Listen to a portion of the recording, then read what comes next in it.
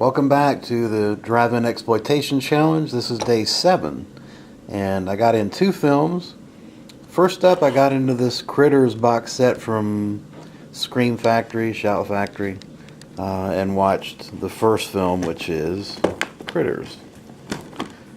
I've never seen Critters, and I'm not a big fan of ghoulies and gremlins and all that stuff. I mean, I just basically, I think I was, in my mid-late 20s by the time these films came out, and it just didn't really appeal to me at that point in my life. So these films didn't really attach to me like, say, Hammer films or early 70s horror films for me. But it is a fun movie, directed by Stephen Herrick, who really didn't do a whole lot of, he didn't really do horror. I mean, per se, he just did a lot of dramas and comedies and things like that. He did the Mighty Ducks of all things, and 101 Dalmatians, Bill and Ted's Excellent Adventure, stuff like that. Mr. Holland's Opus, I think, is probably his best film. The film has a lot of stars in it. I mean, you've got Lynn Shay, and Billy Zane is an early Billy Zane role in this. Dee Wallace. Basically, what you got is these little furry balls with teeth that have come from outer space, and they attack this small Midwestern town, and you've got outer space bounty hunters that have come to try to wipe them out, and these little furry balls are, causing the same kind of havoc that the Gremlins monsters did as well. So it's a fun 90 minutes, nothing special.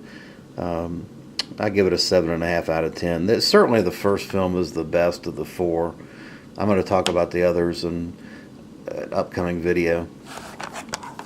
As far as special features, we've got a new 2K scan and making of feature interviews, alternate ending. I do understand there's apparently an alternate ending to this film.